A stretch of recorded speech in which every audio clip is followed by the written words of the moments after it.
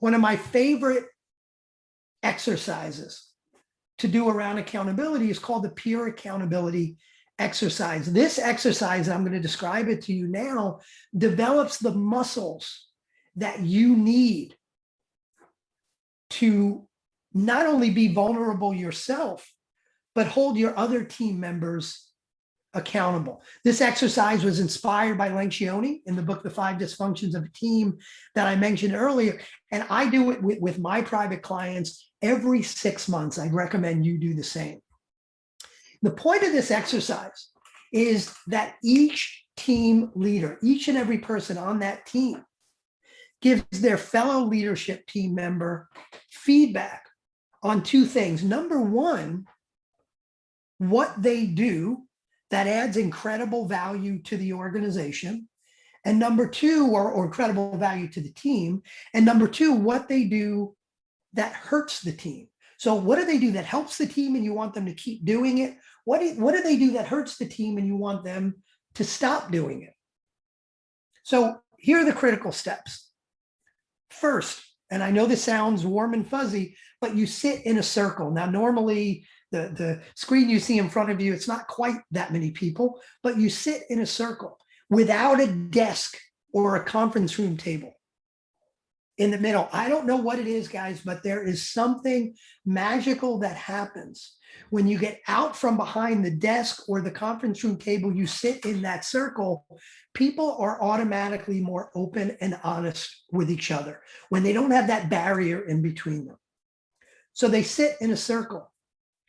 Number two, you then take turns giving people feedback. And I always start with the CEO, where the CEO gets feedback and everybody goes around the room and says to the CEO, number one, hey, CEO, it really helps the team when you X, when you ask us, key questions. It really helps the team when you remind us of the vision. It really helps the team when you spark debate to get everybody talking.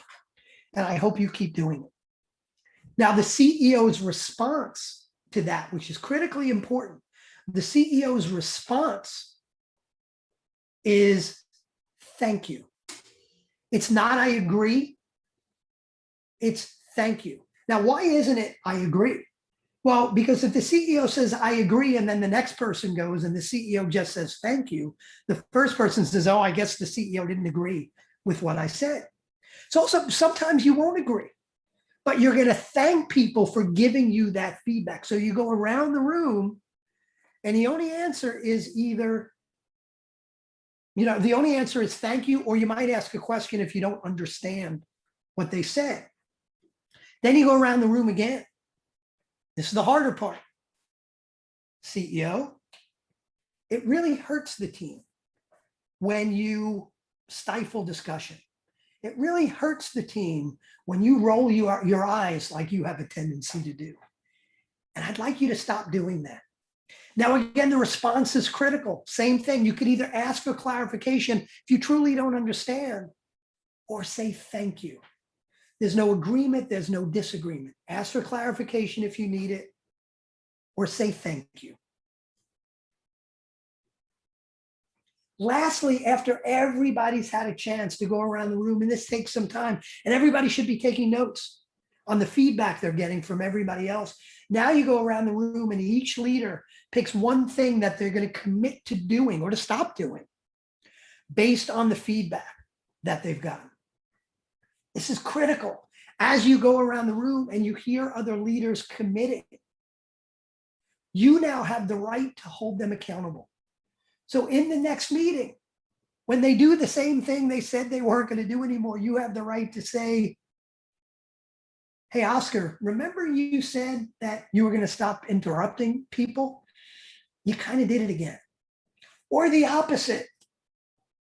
Hey, Stephanie, remember you said that you weren't going to roll your eyes anymore?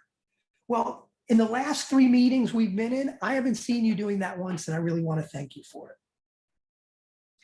Great exercise around vulnerability.